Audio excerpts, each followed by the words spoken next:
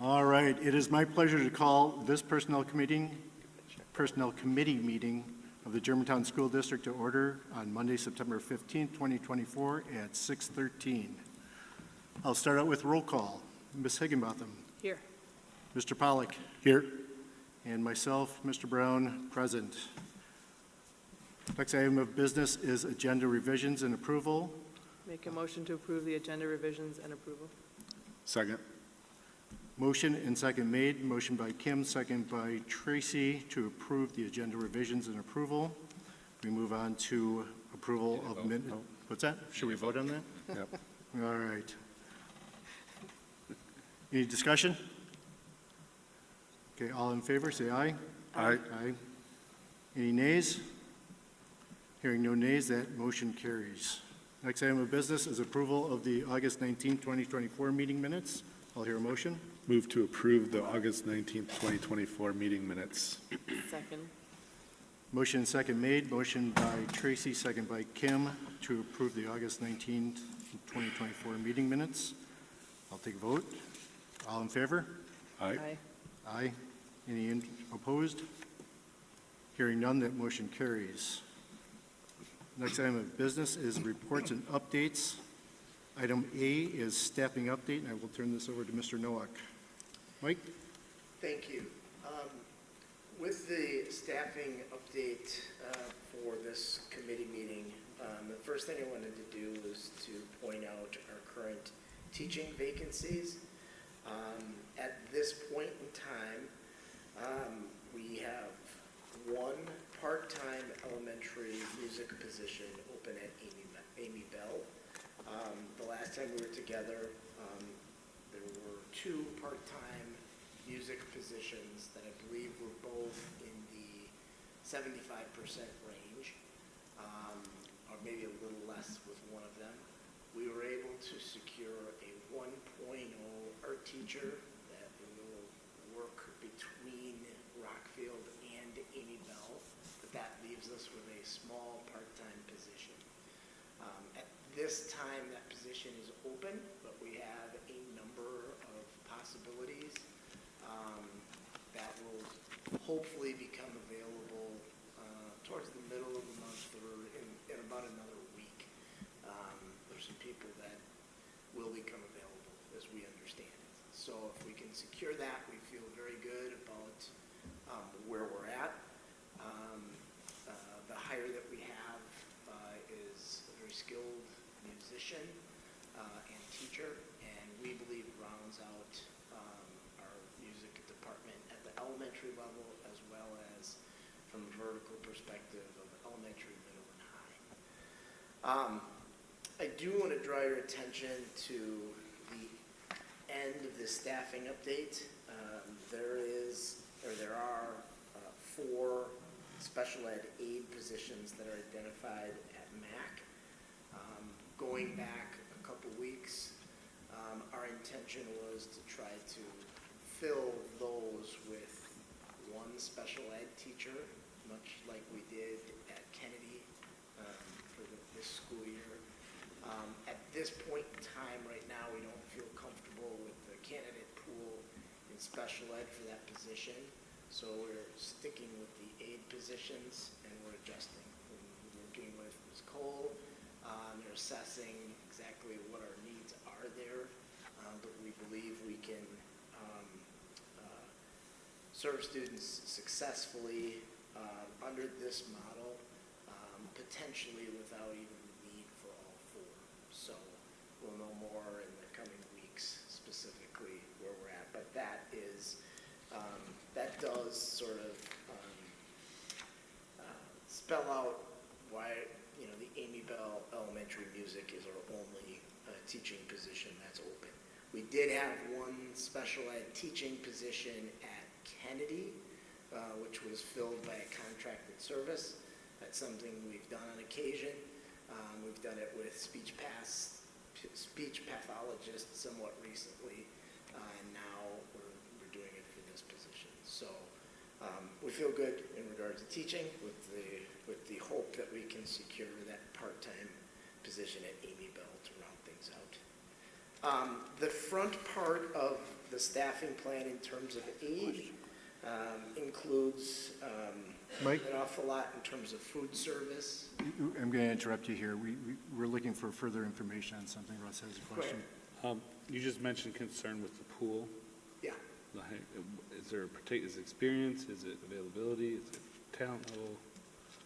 That we think an aid would be better than, I would say this, it's sort of all of the above, but the add-on to it is the time. At this point, teachers who might be interested in coming from another district have, started their in-service at the time, when we were pursuing this, had started in service. We had one candidate that we were interested in, that was interested in us, but just she couldn't pull the trigger in terms of the move.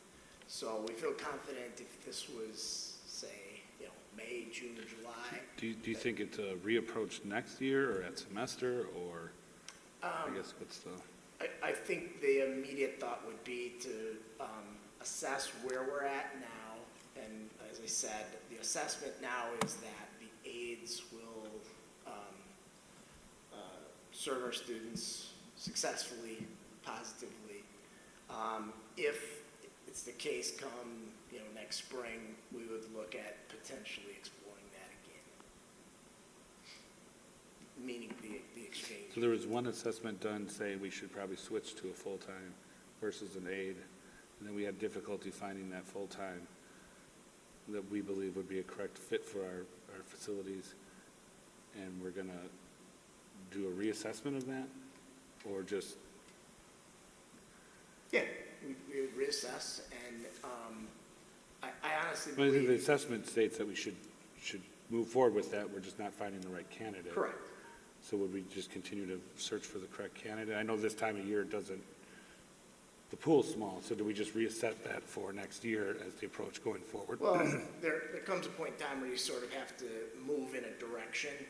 I think moving in the direction of aides at this point is adequate. Yeah, It'll be fine. that's for this year. I'm talking about going into the Yeah. future. You've already done a study saying that we'd like to have a full-time. In the future, we just weren't able to find the right candidate this time, which I appreciate not moving forward with a candidate that's not a good fit. Fully understand that, but that doesn't necessarily, does that change the thought pattern that we would still like that in the future? Yeah, sure.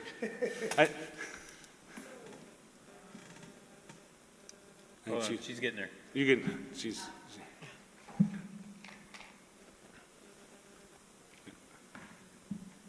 you should be good. Oh, no.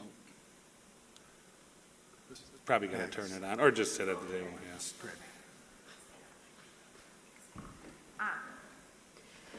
So each year, we look at what the student needs will be for the following year, and so it's every year it's like looking and reassessing, depending on how students change and develop and what their needs look like, if we have students that leave, students that add in. So to your point, yes, we will reassess and see what the best fit is for the students. But to Mike's point, to make a decision and then be able to help support the kids now, I think it's been helpful that we've had a couple weeks of school and gotten to know the students, some that might be new to us, and that also provided the opportunity to maybe look and see what would be the best match and what we could do right now to make sure that we can support them successfully.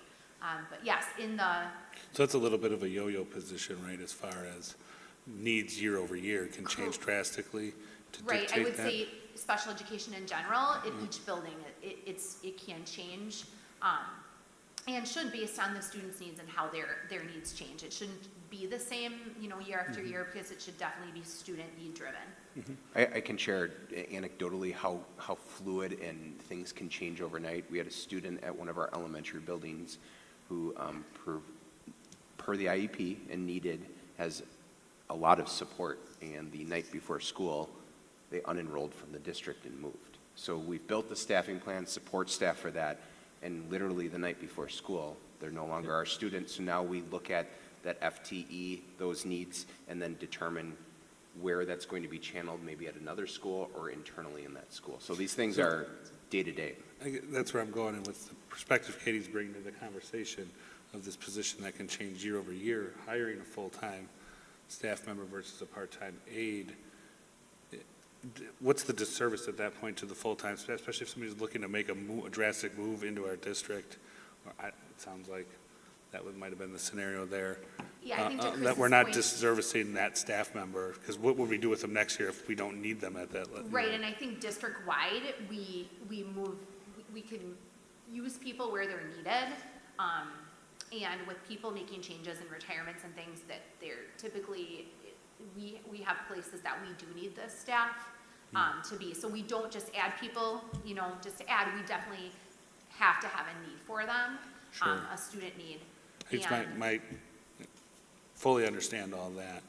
My concern then is the retention aspect. We just keep people that we don't need, and then what's really the fair application to that staff member year over year? Or is that kind of a business standard, industry standard of understanding that they're subject to that ebb and flow a little bit? I mean, Yeah, I would say It's that's a a tough very life. common question for candidates we're trying to attract at this point in time.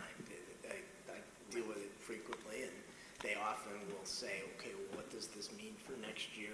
And they're processing it just as you're talking about. So with support staff categories, they're given a reasonable assurance letter from Mike's office at the end of the year if there is the need, because it is a case by case, especially in kind the of an world of industry special standard that education. there's- Whereas you approve teacher contracts, the thought process, what Mr. Noack laid out was that, do we look to fill 3 educational assistant aide positions for special education, or do we put that together and it's the cost for a new special education teacher who comes with high level of training, a college degree, and then it alleviates, it allows relief, to the size of a caseload a special education teacher has in the building. That was the thought process, to eliminate those 3 aide positions because of resignation, to bring in a highly qualified teacher, then to allow for smaller case size for more intensive intervention as needed, so we can close achievement gaps with our students. However, we were unable to secure a candidate because it was so close to the beginning of the year that the district they were coming from to come here came back with a dollar amount offer that we just can't do because it would throw our entire compensation off whack. So it's one of those things to think about, and I know Mrs. Cole has had this conversation with many of our principals. Moving forward, when an aide position or multiple open up because of resignation or whatever it might be, what's the most effective approach from a staffing for student need and financial that we should move forward with versus just rinse and repeat and fill those positions? Yeah. So you're fighting 2 things, right? Economic issue and then the needs issue, year over year employee retention based off the needs of our students. Correct. Thank you. Sorry, I didn't No, completely it's- sidetrack it, but I think it it's good tells a information. better, I'm glad you asked the question, because between the 3 of us, it tells the story of Absolutely. those 3 resignations can lead to many decisions, but then there's also a time factor, student factor, and a financial factor. Thank you. So that remains at the end part of this staffing plan, though that's the reason for those 4 MAC positions that you see. You also see 2 special ed aid positions at, one at Kennedy, 2 at the high school that we're still working on. With those, though, it's very important that obviously our teaching positions are solidified with the exception of that 1 part-time piece, which is not an easy piece to fill, but we will fill it with a candidate that it works for. The candidate, I'm certain, is out there, and we'll be able to provide that, I'm hoping, in the next week or 2.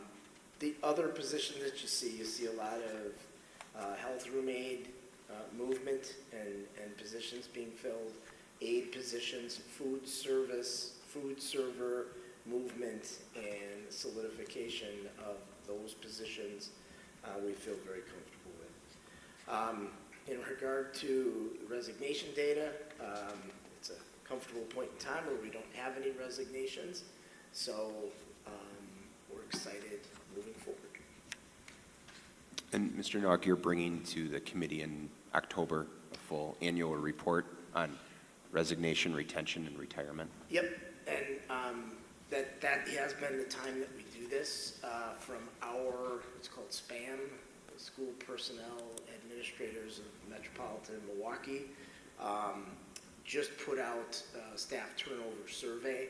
That, along with our own internal data, drives kind of the report out of where we are. So that will be in October.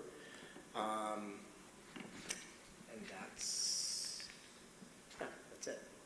All right, any other questions for Mike on the Just some of the, staffing update? yeah, some of the movement that you mentioned at the end of that report, is that typical this time of year? Just the up and running of the new school year, as far as like the food servers and all that?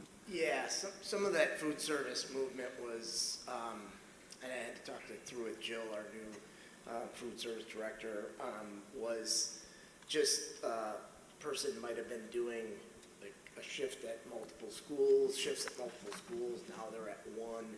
It was part of her process of being new in terms of just Reorganization. reorganization. Yeah, pretty typical. Thank you.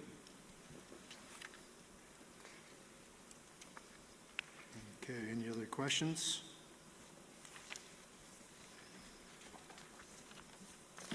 And then we'll move to item B then, which is support staff compensation study.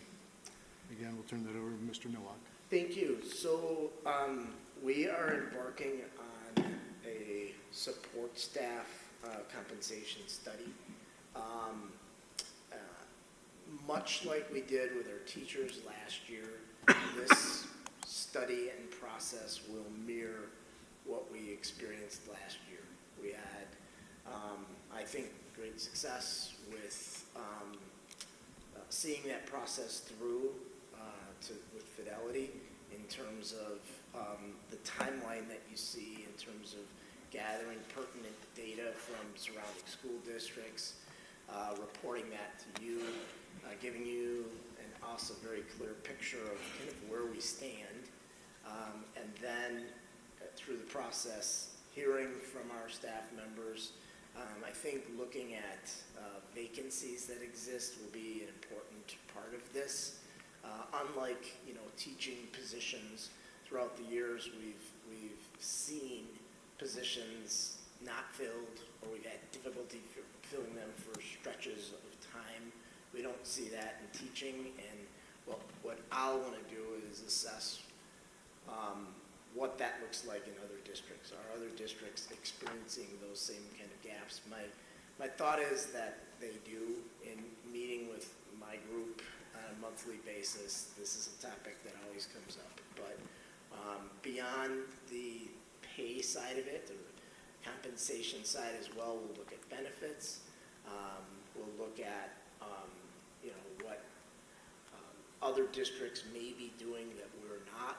We'll explore the feasibility of making tweaks or changes of that nature for the purpose of attracting and retaining aides to work here and have longer careers here.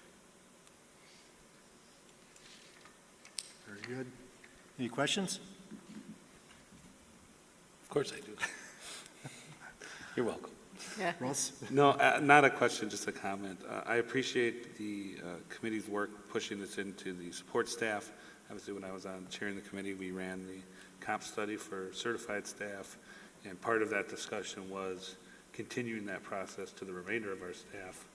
I think sometimes people lose sight that there's differences between certified and support, and we do treat them different, especially in negotiations and wage and all those types of things. There's legal matters that separate those two positions. But it's important we get this done because they're equally as important to the operation of our district and to our students as the certified staff is. So thank you for continuing to do that work. Yeah, ironically, the last subject we were just talking about in terms of the staffing plan, we spent an awful lot of time talking about support staff and vacancies and needs and so on and so forth. So this, aims to directly address that. So we're excited to get moving forward with that work. Fantastic. Anybody have any questions? I have one follow-up question with you. For the October deadline, you say determine CC1 school districts for quantitative comparatives. Yep. Is there a reason we wouldn't use the same school districts that we did the compensation study on, or? No, I was actually going to say that exact thing. My initial thought is that it would make sense to start with those same districts. This was the same language we used last time. Okay. But yeah, I think we'll look at those districts, unless there's something, Is this- unique about any of those districts that would tell us not to use them, but I don't see why I that think would be. some districts can use that support staff differently or lean more heavy or less heavy on to support staff. I think that would be a key indicator of, are they using those members the same way as our district?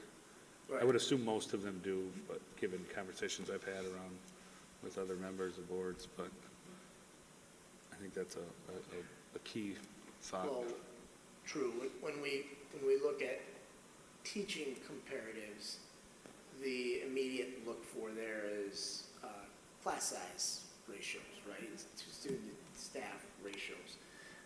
To your point, you're right. Delivery model with special ed. Again, we're talking about all areas of support staff. Delivery models may change that with aides.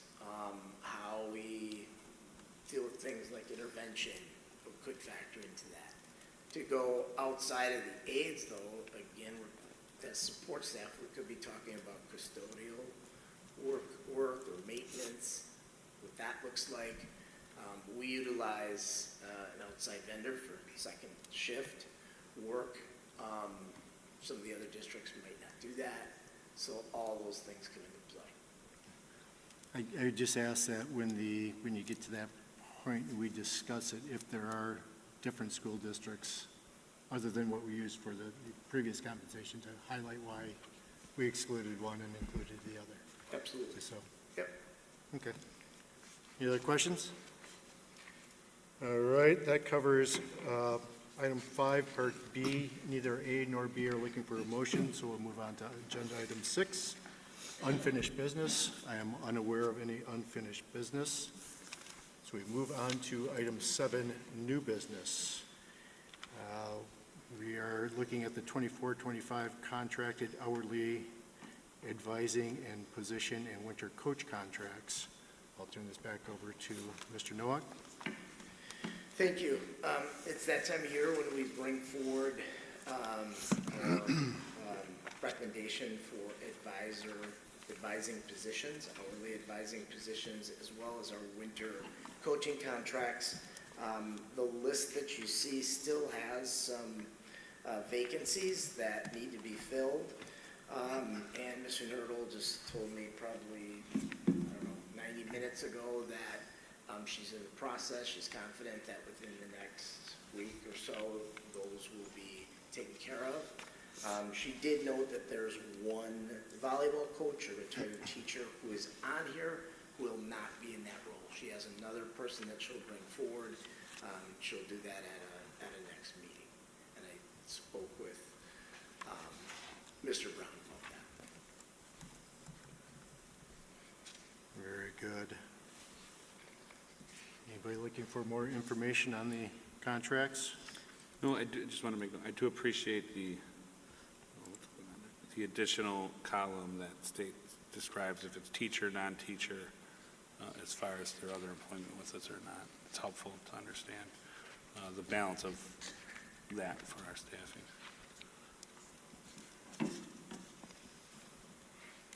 Okay, no more information if everyone's done seeking.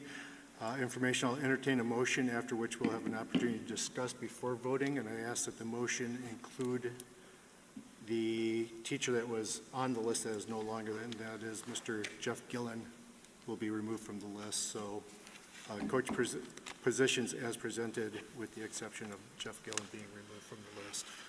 I'll entertain that motion. Make a motion with a positive recommendation to the full board to approve the hourly and contracted advising positions as well as winter coach positions as presented, removing Mr. Gillen from volleyball coach. I'll second. Okay, we have a motion and a second made. Motion by Mr. Pollock, second by Ms. Higginbotham, to recommend to the full board of approval the hourly and contracted advising positions as well as winter coach position as presented, with the exception of Jeff Gillen being removed from the list. Any discussion? All those in favor? Aye. Any opposed? Aye. Any opposed? Hearing none, that motion carries. And that takes us to item number 8. I will hear a final motion. Move to adjourn? I have a second. I have a motion made and seconded by Tracy, or made by Tracy, seconded by Kim, to adjourn. Any discussion? Hearing none, that motion carries, and we are, Got a vote? we got to vote on that. All in favor? Aye. Aye. We are adjourned at 6:38.